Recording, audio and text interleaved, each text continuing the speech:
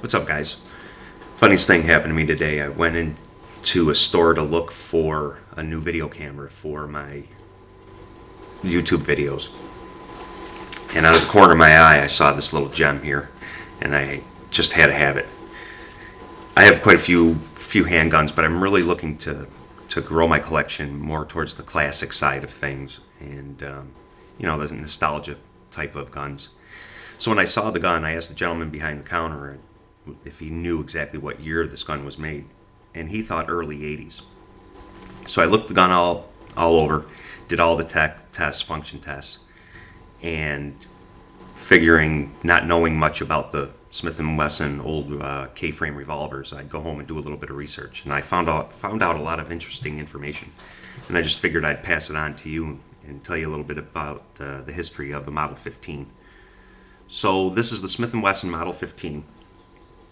And pardon me, I'm kind of reading off of a list because I was never good in school for tests. I could never study well, so my brain just isn't wired to remember that kind of information.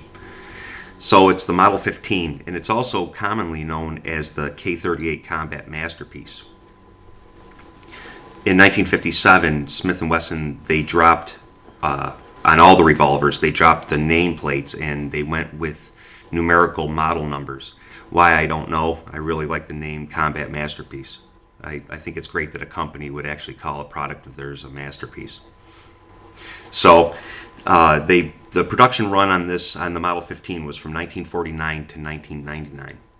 They discontinued the Model 15 in 1999 when Smith & Wesson was purchased, and they reorganized the company.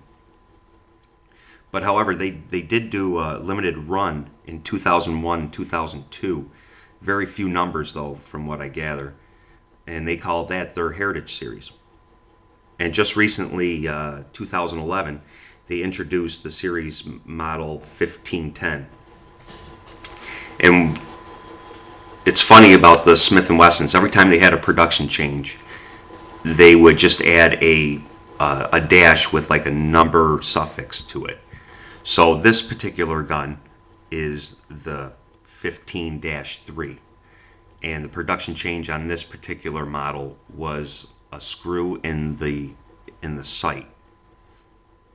So some really interesting information. When Smith & Wesson introduced the Combat Masterpiece in 1949, the most common configuration was the 4-inch barrel.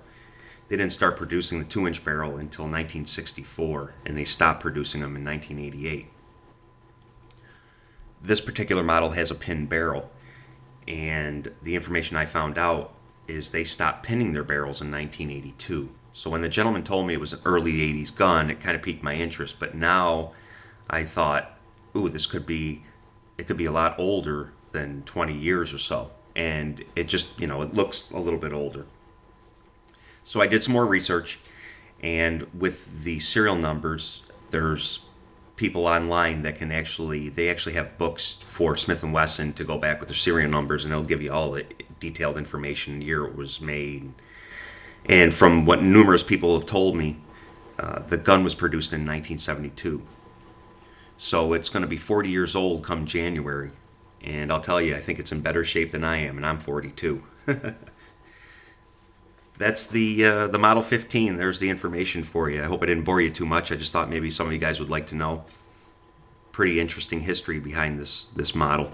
I'll give some close-ups here shortly and go through the gun itself. In 1947, Smith & Wesson introduced the Target Masterpiece, and guys started using those a lot in competition. It was a very accurate gun, and the action on the gun itself was really, really good. Well, the government, the FBI, and police forces started taking notice to that, and they just wanted a model with a few changes on them. And one of the changes is the front sight. The Model 15 has the Bowman quick draw front sight, and the Target Masterpiece had a different sight, and a few other little things. So it was pretty popular sidearm for law enforcement. And the U.S. Air Force Police actually used the Model 15 from 1962 to 1992 until it was replaced with the Beretta. We'll give you some close-ups of the gun now. Make sure it's empty. check the weapon. All empty. And while I have it open, I'll show you where they put their, Smith & Wesson puts their model numbers and any production changes behind the yoke on the frame. Hopefully you can see that. 15.3. And the third production change on this model was one of these screws, I believe. I could be wrong on that. If anybody knows exactly what screw, it could possibly be in here, but so I'll give you some close-ups. The grips are a little iffy. Few bad spots there, right there, and on the side. But those are easily fixed. I mean, I'm going to work on those a little bit, see if I can do something with them. If not, online, there's a lot of old vintage K-frame square butt grips that are out there. It has the Pachmeyer extended grip. And I noticed on this particular model, a lot of guys use those. If they don't have these, they have the Tyler T-grip, they're called. So I'm going to try to clean this one up. If I can clean this up and kind of work on it a little bit, I'll save them. But if not, I'll go with the Tyler T-grip. It has case-hardened trigger, or hammer, I'm sorry. There's the trigger, hello. Case-hardened trigger.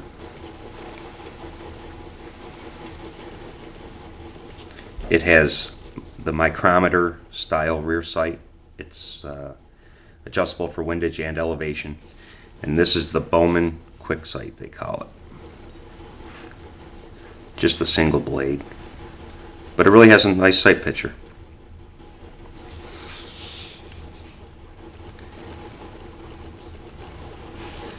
And hopefully you can see this. Hope the light's alright. And really, I mean, there's not a lot of rust. Very minimal pitting. Only a few spots on the cylinder. And one spot on the frame right there. Other than that, it's in pretty good shape. It has one little scuff mark here, but that's fixable. The blue is a little ragged, but most of it's just holster wear. Give you a picture of the back strap.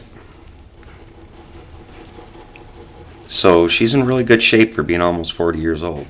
I'll tell you what. I'm very impressed. It's a nice weight to it. I know the 4-inch model, they said was 32 ounces. I couldn't find the specs on the 2-inch.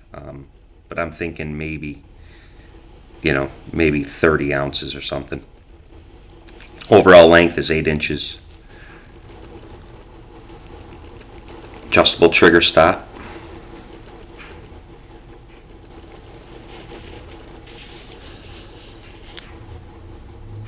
So really, she's in great shape. And I'll show you the best feature of all. The older models, no internal lock. I believe they put that on from 1997, I believe. And also, the firing pin is on the hammer itself, which is definitely old school. And the action on this gun is phenomenal. Single action is just, I don't know how many pounds, I don't have a tester, but I'll tell you what, it's very, very smooth. And there it is, guys, my Model 15. I'm really liking this gun. I have a lot of plans for it. I know a lot of purists will be upset and angry with me. Once you start messing around with the original finishes and everything else, the value kind of drops on it. But again, let's be honest, I don't have any kids. Who am I going to leave this gun to? And only collectors and purists would really pay me if I ever tried to sell this gun for what it was exactly worth. So it's well worth it to me to work on this gun, pretty it all up, and make it look like a nice gun.